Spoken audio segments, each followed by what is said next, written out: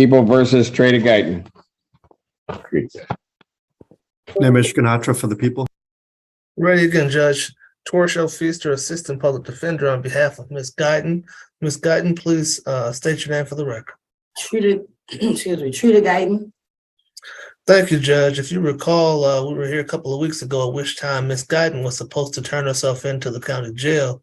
My understanding is she did not turn herself in on the day and time the court ordered her to, but that she did later turn herself in. We're asking for an adjournment now that she's in jail. Go ahead, Judge. I'm sorry. It kind of happened like that. Okay. Yeah, I think there was some. She was supposed to turn herself in on April 14th. She didn't. She then attempted to file an online bench warrant request because she knew she didn't turn herself in. That was on April 19th. We denied that. And the 19th was what day? That was a Wednesday. And then she decided, well, might as well try to deal with it. And then finally turned herself in on the 22nd, but then left. They let me go.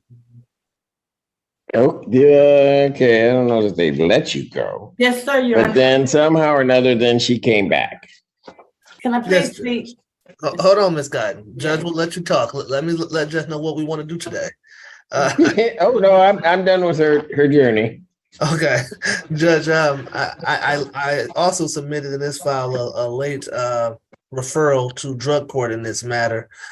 Miss Guyton and I had spoken, and I think she's an appropriate candidate for drug court. I had spoken to Mr. Guyton about this previously, and I believe he does not have an objection. So I'd like to have her referred, and then I think Miss Guyton wants me to do a couple other things also. All right. Now, drug court referral, they don't have the prosecutor's signature. I'm assuming, Mr. Guyton, you don't have an issue with that. No, you can please sign with my permission. Okay. Seems to be a consistent theme with Feaster. I'm working on getting better. No, I'm just saying, man. I'm just saying. All right. Okay, and we'll put this out 3 weeks to you want the 16th or the 23rd? 16th. Or 16th. We'll keep them consistent. Probable cause conference will be adjourned May 16th. What else did anybody want to address with me? Thank you, Judge. I believe Miss Guyton wanted me to let the court know that she has secured a bed at a rehabilitation center. And I believe that was part of her hesitation, she tells me, in turning herself in. She was hoping to go to an inpatient facility. Where is that at, Miss Guyton? Sphere, Dawn Farms, Sphere. I might be saying it wrong. Sphere, at Dawn Farm. All right. And so I think she is asking around if you would consider releasing her to inpatient treatment to Dawn Farms, provided that the bed she had previously secured is still available. Can I speak or wait? Go ahead. Oh, okay. Yeah, I've done my intake. I've done my access to my everything to access. I've done my intake. I've done everything I needed to do. I was ready to go, bag packed and everything. I was supposed to be there Monday at 1:30. But like I said, I didn't know what to do between just Simpson and then that. So all I gotta do is once I get down home, call them and I'm back in. I got a bag. But my bags are still packed.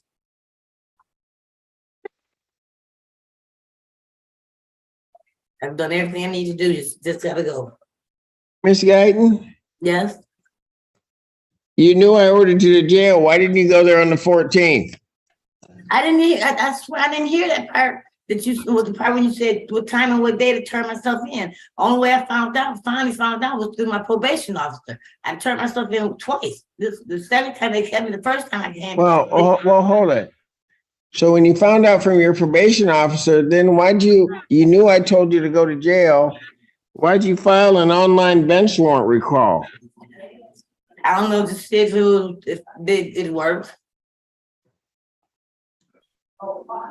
Okay, well, that's an honest answer.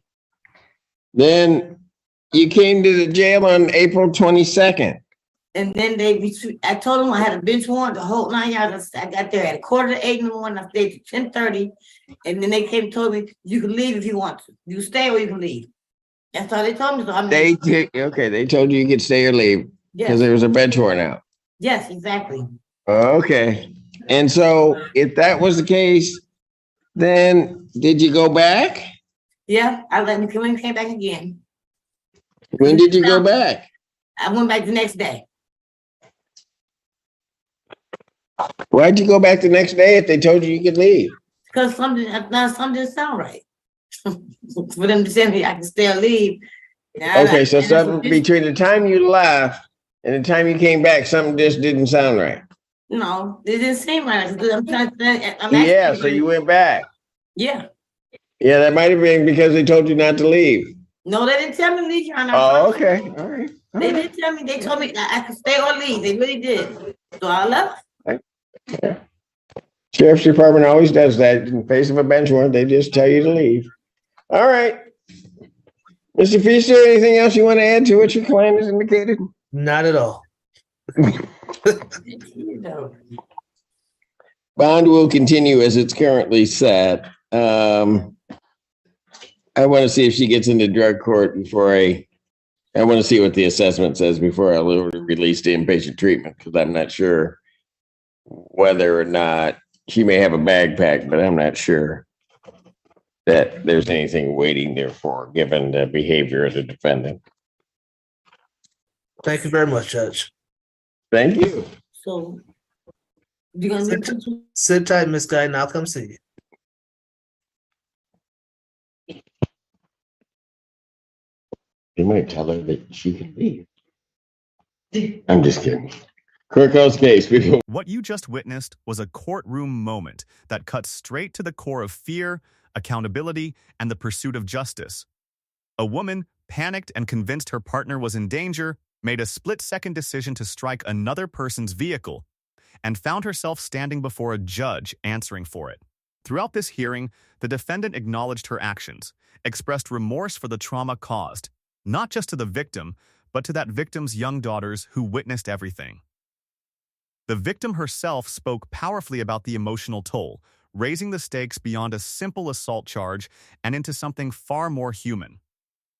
The judge didn't take the easy road. He pushed hard, questioning the timeline, the reasoning, the sincerity of the remorse. He acknowledged the racial dynamics raised in open court, drew from his own upbringing, and delivered a ruling rooted in both accountability and wisdom. No jail time, for now. Instead, 24 months probation, anger management, continued mental health treatment, fines, a weapons ban, no contact with the victim, and 2 handwritten letters of apology. One to the victim, one to her daughters. That last condition might be the most powerful of all. Because words in a courtroom are easy. Words on paper, written in private, reviewed by a judge, those reveal who you truly are. This case reminds us that justice isn't always about punishment. Sometimes it's about reflection, repair, and teaching the next generation a better way forward. If you found this case as eye-opening as we did, hit that like button, drop your thoughts in the comments, and subscribe for more real courtroom breakdowns, because justice never gets old.